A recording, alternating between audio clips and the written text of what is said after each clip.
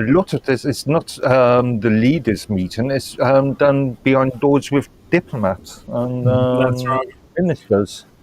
It's all for show, basically, and you got that beautiful Italian chick. Well, and so not all of it is made public, So, right. Well, I mean, some of it. take a look at Trump's background. Okay, look at all the things that all the people that were involved. All right, there's always been some blonde freaking hot chick in the background somewhere. You know what I mean? Like, Yeah. he's got this hot blonde Italian chick who's in power. Remember, Trump, first and foremost, is a business person. He's a marketer. Right. He knows how to market things. So, I'm not saying that he's always been successful, but he knows the principles of marketing. Mm-hmm. Now, Melania is now heading back to Italy to talk with U.S. Vice President J.D. Vance tomorrow. They could continue the discussions on tariff, defense spending, and perhaps ways to make the West great again. Which that's something that does need to be done. Like we need to make Europe and England and Australia great again, and maybe we could even get New Zealand in on the action too, make them great again, and Canada. 51st state all the way, dude. Well, I think we should define what that means. Because, right now, the way I see it is the entire West has been basically taken over by, globalist forces, which are sort of the new a new type of monarchy of the world, which are the sort of founded by the international bankers, but then they've formed these multinational organizations like the United Nations and stuff like this, the WEF, and World Economic Forum. And they have a lot of think tanks around them, and it's all of these multi-billionaire people that are basically dictating the policies of all the Western nations, and they do it mainly through bribery and blackmail and nefarious ways like that. I'm going to come back to the only way to get out of that is to stop electing people that support them, and so people need to become more aware of this fact so that we just don't elect these people. Yeah, I am going to come back to this point a bit later because there's another topic that is much more relevant to this. But this can be argued that it's down to things like the sort of Blairist idea of NGOs and Kangos. Mm-hmm. And I'm big on talking about NGOs too, because I don't think of them as a good thing. And I think a lot of people, even here in the United States, being as great as what we are. I don't know if they were ever a good thing. I like the idea behind it, but they've definitely become a sort of tool for the rich to write off taxes and instill policies that they want. It'll definitely become corrupted. Instill policies that are constitutionally illegal is the key thing. Like most our three countries, even though you don't agree with your constitution, it is a constitution. Okay. It's the foundation stone of any country, really. Okay. And whenever freaking they create these NGOs, it's usually a way of working around your constitutional laws. That's usually why they create these non-governmental organizations. So that is a good topic, and we can bring that back up again because right now we need to talk about Trump's cool predictions on his trade deal with China. He vows 100% chance of EU agreement. Okay. Now this is see what's going on in China right now. There's massive strikes and stuff going on because of Trump's tariffs. These factories are having to shut down. They can't pay their people. It's going down. It's going down over there. China can't hold out much longer, in my opinion. Now, USA Today says that President Donald Trump says his administration is in trade talks with Beijing, and he is confident they can reach an agreement as soon as next month. Okay, and this article was written, let me check the date on here, April the 17th, 2025. So a couple of days ago, or last week before last. Now, Trump says he expects to reach a trade agreement with China and the European Union soon, with the latter one coming before the end of a 90-day pause on tit-for-tat tariffs between the trading partners. There will be a trade deal, 100%, Trump said, of a deal with the EU ahead of an April 17 luncheon at the White House with Italian Prime Minister Giorgia Meloni. Now, just so you guys know, because I know you're foreigners, but a luncheon is lunch. That's what. We all know what lunch is. Or as the Northern Brits call it, dinner.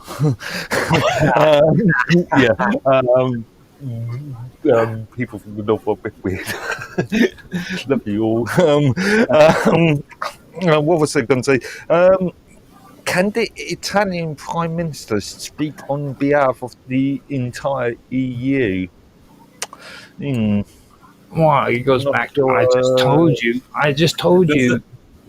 Hot blonde chick from Italy, dude.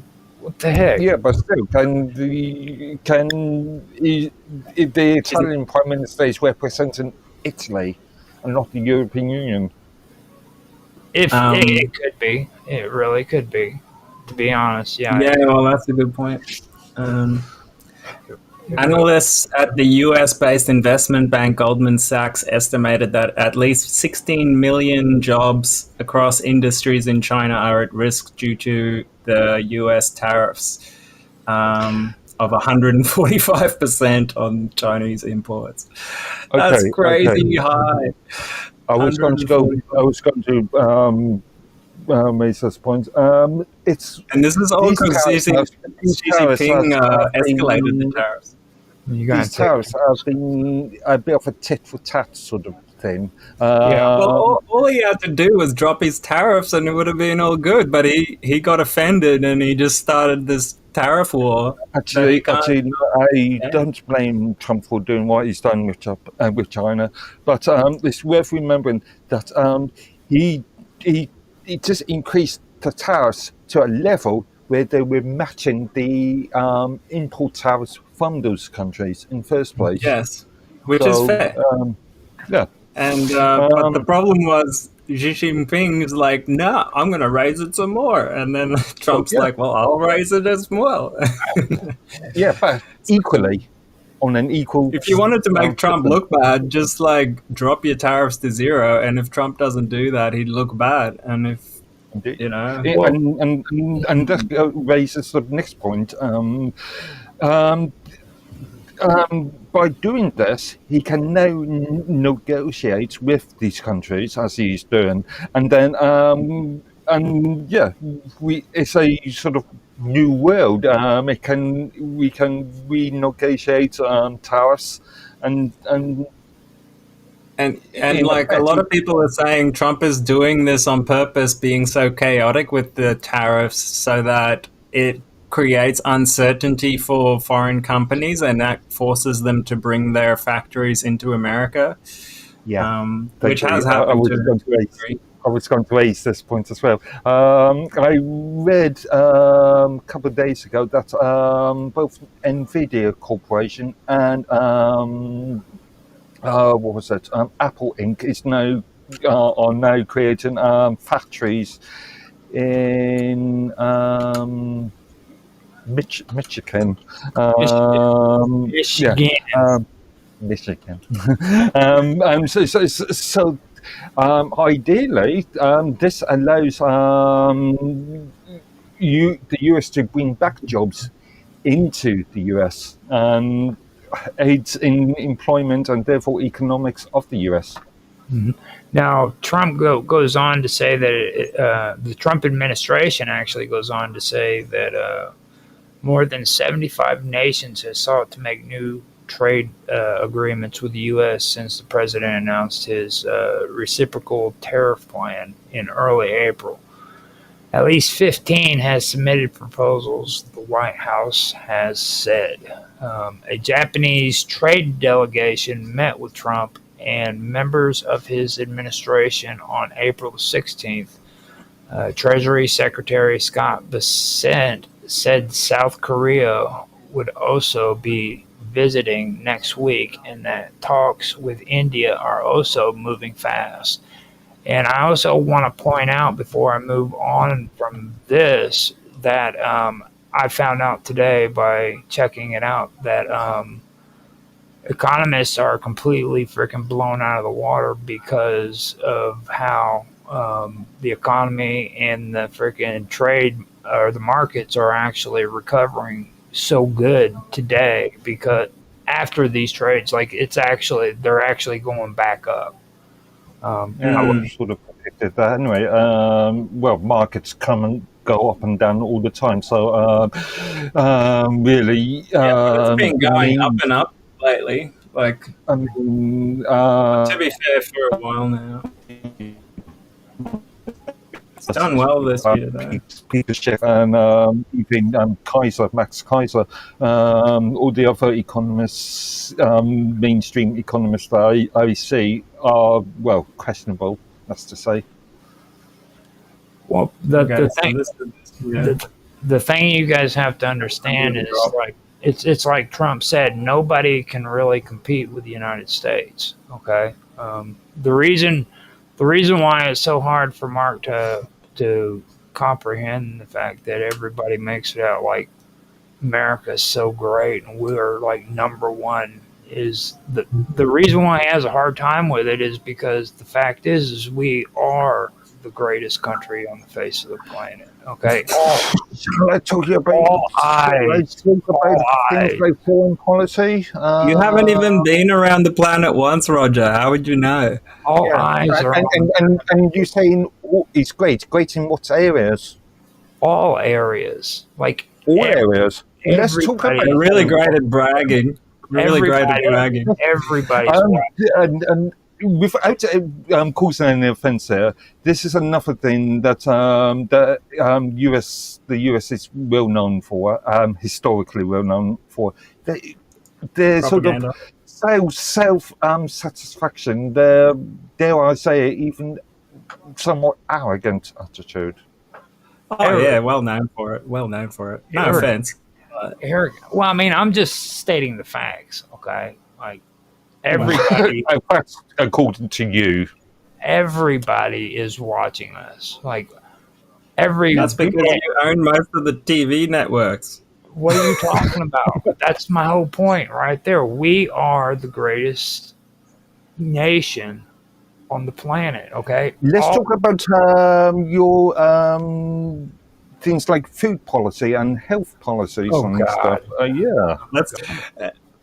And like, I mean, there's modern day slavery, just like the slavery that the country was founded on. Like, honestly, what's so great about that?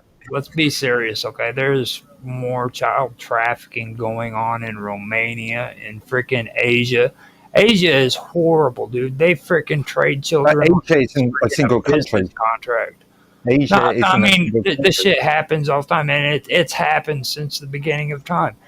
People in that region I'm trying to justify it. No, I mean, it's the truth. I mean, let's talk about this shit. Everybody's like, oh, yeah, we need to talk about trafficking taking place all in they reckon that there's 300,000 kids missing on the books, but some estimate it could be up to 1 million.